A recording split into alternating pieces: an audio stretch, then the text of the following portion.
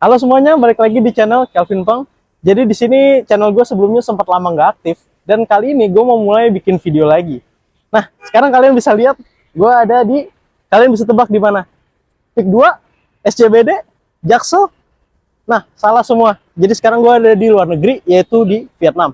Tepatnya di Saigon ataupun Ho Chi Minh City. Jadi di channel ini, gue bakal lebih fokus bahas tentang kehidupan di luar negeri. Dan kebetulan karena sekarang gue lagi di Vietnam, gue bakal kasih tahu kalian tentang infrastruktur, budaya, dan perbedaan lainnya antara Indonesia dan Vietnam. Stay tune terus.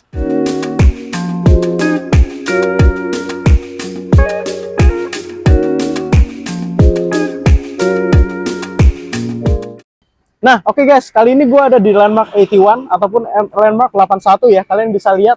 Jadi, dia Vietnam itu udah maju kota-kotanya. Dan Landmark 81 ini salah satu gedung yang paling tinggi di Vietnam, yaitu ada di sekitar 461 meter. Mungkin kalau sebelumnya kita pikir Vietnam itu nggak maju gitu, masih banyak desa-desa, tapi kalian bisa lihat sendiri, ini daerahnya memang udah kayak SCBD. Dan kalau kalian bisa lihat kondisinya mirip-mirip sama Indonesia ya, terutama di Jakarta. Jadi masih banyak yang pakai motor. Kalian bisa lihat orang-orang lagi berkendara di sini ya, yang pakai mobil. Tapi berdasarkan pengamatan gue, lebih banyak orang yang naik motor di sini. Karena memang kesenjangan sosial di sini juga mirip-mirip sama Indonesia. Jadi yang kaya tuh kaya banget gitu, yang punya gedung-gedung tinggi. Nah, sedangkan yang miskin itu miskin banget gitu.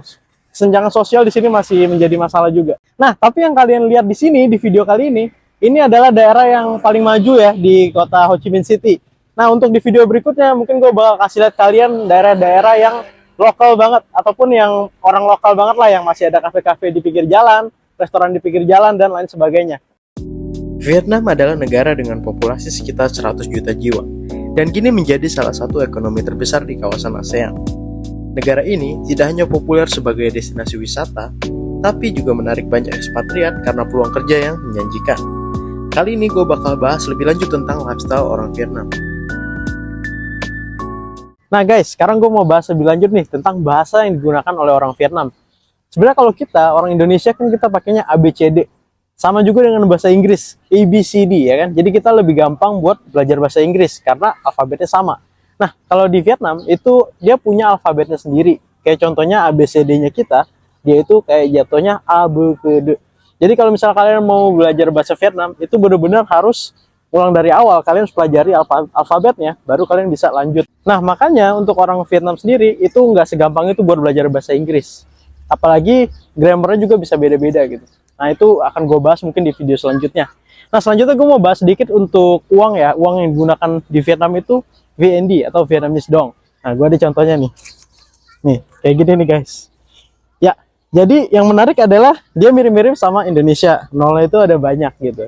Untuk nilai tukar sendiri, itu 1:1,5. Jadi misalnya 100.000 rupiah itu sama dengan kurang lebih 150.000 VND. Nah, untuk pecahannya juga mirip-mirip ya. Dia ada 1.000, 2.000, 5.000, dan seterusnya. Nah, sekarang gue mau bahas sedikit tentang lifestyle dan kesehariannya kalau orang-orang di Vietnam ya. Nah, saat ini gue lagi ada di taman ya, dekat daerah yang tadi gue sebutin, Landmark 81. Kalian bisa lihat, jadi mereka itu setelah pulang kerja, misalnya kerjanya itu sama ya, kurang lebih 9 to 5.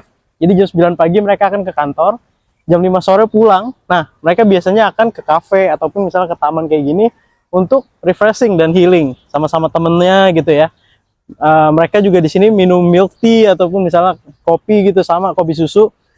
Ya gitu, kalian bisa lihat. Dan yang menarik adalah di sini juga banyak anak kecil gitu. Jadi sama kalau misalnya kita orang Indonesia kan, apalagi terutama yang orang tua ya, biasanya banyak anak banyak rezeki gitu istilahnya. Nah, sama orang di sini juga seneng banget kalau misalnya punya banyak anak gitu. Makanya satu keluarga itu misalnya bisa 3, 4, atau bahkan bisa 5, dan seterusnya, anaknya bisa banyak gitu. Satu lagi hal yang cukup menarik dari Vietnam ya, sekarang itu ekonominya sangat berkembang. Biasanya kalau di postingan-postingan Instagram itu kan, Vietnam tadinya ranking bawah nih, ranking bontot, tiba-tiba berada di ranking atas. Ya, betul sekali, karena sekarang itu banyak investor-investor asing ya, misalnya orang-orang dari China, bos-bos gitu ya, atau dari Eropa, Prancis, Amerika, segala macam. Mereka itu buka bisnis, bangun bisnis di Vietnam, bangun pabrik. Jadi tenaga kerja di lokal itu terserap sama mereka gitu. Makanya orang di sini, oke, walaupun mereka nggak kaya, tapi setidaknya tercukupi gitu setiap bulannya. Makanya ekonominya sekarang melesat banget. Dan selain itu juga, turis-turis itu banyak banget berdatangan ke sini.